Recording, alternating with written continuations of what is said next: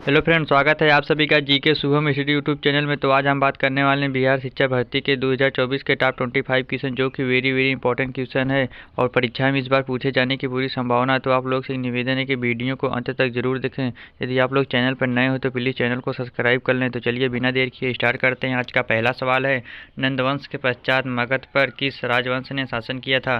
तो दोस्तों, नंदवंश के पश्चात मगध पर किस राजवंश ने शासन किया था, उसी का नाम बताना है। तो आपका ऑप्शन दिया है मौर्य, कुषाण, गुप्त या फिर शुड। तो दोस्तों याद रखिएगा, आपका सही जवाब हो जाएगा ऑप्शन ए मौर्य। तो नंदवंश के पश्चात मगध पर किस राजवंश ने शासन किया था, तो मौर्य वंश ने शासन किया था। तो किसको लॉक करेंगे, ऑप्शन ए को लॉक कर लेते हैं। आपका अगला सवाल है, किस मगध सम्राट ने स्वयं को एकराट कहा है। तो दोस्तों, किस मगध सम्राट ने स्वयं को एकराट कहा है, उसी को आपको बताना है। आपका ऑप्शन दिया है बिंबिसार ने, अजातशत्रु ने, अशोक ने या फिर महापद महानंद ने। तो दोस्तों याद रखिएगा, आपका सही जवाब हो जाएगा ऑप्शन डी महापद महानंद ने। तो किसको लॉक करेंगे, ऑप्शन डी को लॉक कर लेते हैं। आपका अगला सवाल है, अभिलेखों में किस शासक का उल्लेख पीदसी एवं देवानामिप्री के रूप में किया गया है। तो दोस्तों, अभिलेखों में किस शासक का उल्लेख पीदसी एवं देवानामिप्री के रूप में किया गया है, उसी को आपको बताना है। आपका ऑप्शन दिया है चंद्रगुप्त मौर्य, हर्षवर्धन, समुद्रगुप्त या फिर अशोक। तो दोस्तों याद रखिएगा, आपका सही जवाब हो जाएगा ऑप्शन डी अशोक। तो किसको लॉक करेंगे, ऑप्शन डी को लॉक कर लेते हैं। आपका अगला सवाल है, गुप्त वंश के किस शासक को भारत का नेपोलियन कहा जाता है। तो दोस्तों, गुप्त काल के किस शासक को भारत का नेपोलियन कहा जाता है, उसी को आपको बताना है। आपका ऑप्शन दिया है समुद्रगुप्त, कुमारगुप्त, चंद्रगुप्त द्वितीय या फिर इनमें से कोई नहीं। तो दोस्तों याद रखिएगा, आपका सही जवाब हो जाएगा ऑप्शन ए चंद्रगुप्त। तो गुप्त वंश के किस शासक को भारत का नेपोलियन कहा जाता है, तो उस व्यक्ति का नाम है समुद्रगुप्त। किसको लॉक करेंगे, ऑप्शन ए को लॉक कर लेते हैं। आपका अगला सवाल है, निम्नलिखित में से गुप्त वंश के किस शासक को विक्रमादित्य की कहा जाता है। तो दोस्तों, निम्नलिखित में से गुप्त वंश के किस शासक को विक्रमादित्य भी कहा जाता है, उसी को आपको बताना है। आपका ऑप्शन दिया समुद्रगुप्त, कुमारगुप्त, चंद्रगुप्त द्वितीय या फिर चंद्रगुप्त प्रथम। तो दोस्तों याद रखिएगा, आपका सही जवाब हो जाएगा ऑप्शन सी चंद्रगुप्त द्वितीय। तो किसको लॉक करेंगे, ऑप्शन सी को लॉक कर लेते हैं। आपका अगला सवाल है, मौर्य वंश के पश्चात किस वंश का राज स्थापित हुआ।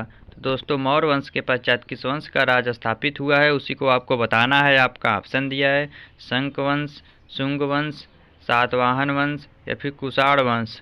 तो याद रखिएगा, आपका सही जवाब हो जाएगा ऑप्शन बी शुंग वंश। तो किसको लॉक करेंगे, ऑप्शन बी को लॉक कर लेते हैं। आपका अगला सवाल है, अशोक के ब्राही अभिलेखों को सर्वप्रथम किसने पढ़ा था। तो दोस्तों, अशोक के ब्राही अभिलेखों को सर्वप्रथम किसने पढ़ा था, उस व्यक्ति का नाम आपको बताना है। तो आपका ऑप्शन दिया है V N. Mishra, Prinsep, H D. Sankalia या फिर इनमें से कोई नहीं। तो याद रखिएगा, आपका सही जवाब हो जाएगा ऑप्शन बी प्रिंसेप। तो अशोक के ब्राही अभिलेखों को सर्वप्रथम प्रिंसेप ने पढ़ा था। तो किसको लॉक करेंगे, ऑप्शन बी को लॉक कर लेते हैं। आपका अगला सवाल है, केवल वह स्तंभ जिसमें अशोक के स्वयं को मगध का सम्राट बताया है।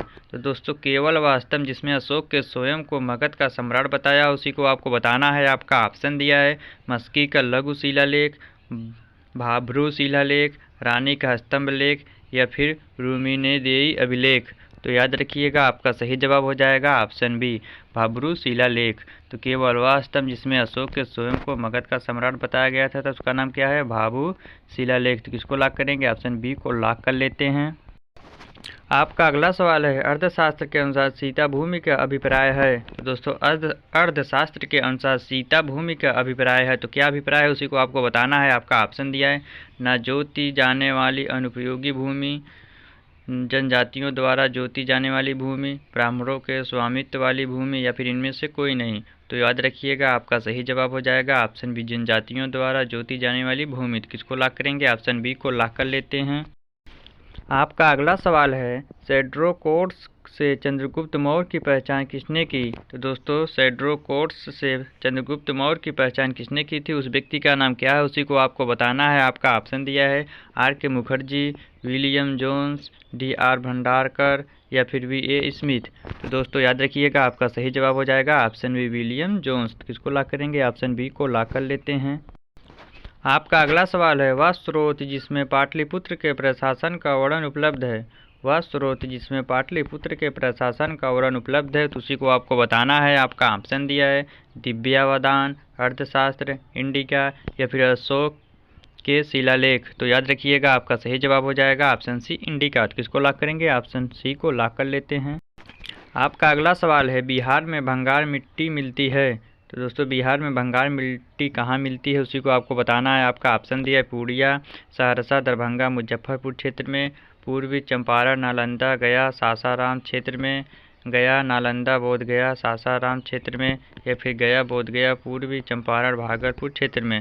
तो याद रखिएगा आपका सही जवाब हो जाएगा ऑप्शन बी पूर्वी चंपारण, नालंदा, गया, सासाराम क्षेत्र में। बिहार में भंगार मिट्टी पूर्वी चंपारण, नालंदा, गया, सासाराम क्षेत्र में मिलता है। तो किसको लॉक करेंगे? ऑप्शन बी को लॉक कर लेते हैं। आपका अगला सवाल है बिहार राज्य में सबसे लंबा रेल पुल किस नदी पर बना है। तो दोस्तों बिहार राज्य में सबसे लंबा रेल पुल किस नदी पर बना है उसी को आपको बताना है। आपका ऑप्शन दिया है गंगा, पुनपुन, फ्लूक या फिर सोन। तो याद रखिएगा आपका सही जवाब हो जाएगा ऑप्शन डी सोन। तो बिहार राज्य में सबसे लंबा रेल पुल सोन नदी पर बना है। तो किसको लॉक करेंगे? ऑप्शन डी को लॉक कर लेते हैं। आपका अगला सवाल है बिहार के कुल भौगोलिक क्षेत्र का वनाच्छादित प्रतिशत है लगभग। तो दोस्तों बिहार के कुल भौगोलिक क्षेत्र का वनाच्छादित प्रतिशत है लगभग कितना प्रतिशत है उसी को आपको बताना है। आपका ऑप्शन दिया है 15%, 17%, 19% या फिर 23%। तो दोस्तों याद रखिएगा आपका सही जवाब हो जाएगा ऑप्शन बी 17%। किसको लॉक करेंगे? ऑप्शन बी को लॉक कर लेते हैं। आपका अगला सवाल है निम्नलिखित में से किस अखबार का प्रकाशन पटना से होता है। तो दोस्तों निम्नलिखित में से किस अखबार का प्रकाशन पटना से होता है उसी को आपको बताना है। आपका ऑप्शन दिया है इंडियन नेशन, डॉन, प्रभाकर या फिर पंजाब केसरी। तो याद रखिएगा आपका सही जवाब हो जाएगा ऑप्शन है इंडियन नेशन। तो निम्नलिखित में से किस अखबार का प्रकाश पटना से होता है? इंडियन नेशन से होता है। तो किसको लॉक करेंगे? ऑप्शन ए को लॉक कर लेते हैं। आपका अगला सवाल है बिहार की मुख्य खाद्यान्न फसलें हैं। तो दोस्तों बिहार की मुख्य खाद्यान्न फसलें हैं तो कौन से फसलें हैं उसी को आपको बताना है। आपका ऑप्शन दिया है गन्ना, चाय एवं जौ, चावल, गेहूं एवं मक्का, मूंगफली, कॉफ़ी एवं जौ या फिर इनमें से कोई नहीं। तो याद रखिएगा आपका सही जवाब हो जाएगा ऑप्शन बी चावल, गेहूं एवं मक्का। बिहार की मुख्य खाद्यान्न फसलें चावल, गेहूं एवं मक्का ही हैं। तो किसको लॉक करेंगे? ऑप्शन बी को लॉक कर लेते हैं। आपका अगला सवाल है त्रिवेणी नहर में किस नदी से पानी आता है। तो दोस्तों त्रिवेणी नहर में किस नदी से पानी आता है उसी को आपको बताना है। आपका ऑप्शन दिया सोन, मयूराक्षी, गंडक या फिर कोसी। तो याद रखिएगा आपका सही जवाब हो जाएगा ऑप्शन सी गंडक। त्रिवेणी नहर में किस नदी से पानी आता है? तो गंडक नदी से पानी आता है। तो किसको लॉक करेंगे? ऑप्शन सी को लॉक कर लेते हैं। आपका अगला सवाल है निम्न में से कौन दो नदियाँ अमरकंटक से उद्मित हैं। तो दोस्तों निम्न में से कौन दो नदियाँ अमरकंटक से उद्मित हैं उसी को आपको बताना है। आपका ऑप्शन दिया है तापी नर्मदा, चंबल बेतवा, सोन बेतवा या फिर नर्मदा सोन। तो याद रखिएगा आपका सही जवाब हो जाएगा ऑप्शन डी नर्मदा सोन। तो निम्न में से कौन दो नदियाँ अमरकंटक से उद्मित हैं? तो वह है नर्मदा सोन। किसको लॉक करेंगे? ऑप्शन डी को लॉक कर लेते हैं। आपका अगला सवाल है वर्तमान में बिहार में संपत्ति का मुख्य स्रोत क्या है। तो दोस्तों वर्तमान में बिहार में संपत्ति का मुख्य स्रोत क्या है उसी को आपको बताना है। आपका ऑप्शन दिया है उद्योग, खनिज संपदा, कृषि या फिर प्राकृतिक संसाधन। तो याद रखिएगा आपका सही जवाब हो जाएगा ऑप्शन सी कृषि। तो वर्तमान में बिहार में संपत्ति का मुख्य स्रोत कृषि ही है। तो किसको लॉक करेंगे? ऑप्शन सी को लॉक कर लेते हैं। आपका अगला सवाल है बिहार सरकार के द्वारा कर्मचारियों के वेतन एवं पेंशन पर अपने समस्त संसाधनों का कितना प्रतिशत व्यय किया जाता है। तो दोस्तों बिहार सरकार के द्वारा कर्मचारियों के वेतन एवं पेंशन पर अपने समस्त संसाधनों का कितना प्रतिशत व्यय किया जाता है उसी को आपको बताना है। आपका ऑप्शन दिया है 40%, 46%, 50% या फिर 60%। तो दोस्तों याद रखिएगा आपका सही जवाब हो जाएगा ऑप्शन बी 46%। किसको लॉक करेंगे? ऑप्शन बी को लॉक कर लेते हैं। आपका अगला सवाल है वर्ष 2006 से 7 में बिहार का विकासात्मक व्यय इसके कुल व्यय का था। तो दोस्तों कितना था उसी को आपको बताना है। आपका ऑप्शन दिया है 60%, 67%, 56% या फिर 54%। तो याद रखिएगा आपका सही जवाब हो जाएगा ऑप्शन ए 60%। किसको लॉक करेंगे? ऑप्शन ए को लॉक कर लेते हैं। आपका अगला सवाल है बिहार में पहली बार किनके द्वारा राज्य का आर्थिक सर्वेक्षण प्रस्तुत किया गया। तो दोस्तों बिहार में पहली बार किनके द्वारा राज्य का आर्थिक सर्वेक्षण प्रस्तुत किया गया उसी को आपको बताना है। आपका ऑप्शन दिया नीतीश कुमार, सुशील मोदी, लालू प्रसाद या फिर इनमें से कोई नहीं। तो याद रखिएगा आपका सही जवाब हो जाएगा ऑप्शन बी सुशील मोदी। तो बिहार में पहली बार किनके द्वारा राज्य का आर्थिक सुरक्षा प्रस्तुत किया गया था? तो उस व्यक्ति का नाम है सुशील मोदी। किसको लॉक करेंगे? ऑप्शन बी को लॉक कर लेते हैं। आपका अगला सवाल है, भारत में चालू मूल्यों पर प्रति व्यक्ति न्यूनतम आय वाला राज्य है? तो दोस्तों भारत में चालू मूल्यों पर प्रति व्यक्ति न्यूनतम आय वाला राज्य कौन सा है, उसी को आपको बताना है। आपका ऑप्शन दिया है राजस्थान, गुजरात, बिहार या फिर उड़ीसा। तो याद रखिएगा दोस्तों, आपका सही जवाब हो जाएगा ऑप्शन सी बिहार। तो भारत में चालू मूल्यों पर प्रति व्यक्ति न्यूनतम आय वाला राज्य बिहार ही है। किसको लॉक करेंगे? ऑप्शन सी को लॉक कर लेते हैं। आपका अगला सवाल है, नरेगा योजना का खर्च केंद्र और राज्य के बीच किस अनुपात में वहन किया जाता है? तो दोस्तों नरेगा योजना का खर्च केंद्र और राज्य के बीच किस अनुपात में वहन किया जाता है, उसी को आपको बताना है। आपका ऑप्शन दिया 90 से 10, 50 से 50, 75 से 75 या फिर इनमें से कोई नहीं। तो दोस्तों याद रखिएगा, आपका सही जवाब हो जाएगा ऑप्शन ए 90 से 10। किसको लॉक करेंगे? ऑप्शन ए को लॉक कर लेते हैं। आपका अगला सवाल है, उत्तर बिहार किसके लिए प्रसिद्ध है? तो दोस्तों उत्तर बिहार किसके लिए प्रसिद्ध है, उसी को आपको बताना। आपका ऑप्शन दिया कृषि समृद्धि, भारी उद्योग, बाढ़ या सूखा। तो दोस्तों याद रखिएगा, आपका सही जवाब हो जाएगा ऑप्शन सी बाढ़। किसको लॉक करेंगे? ऑप्शन सी को लॉक कर लेते हैं।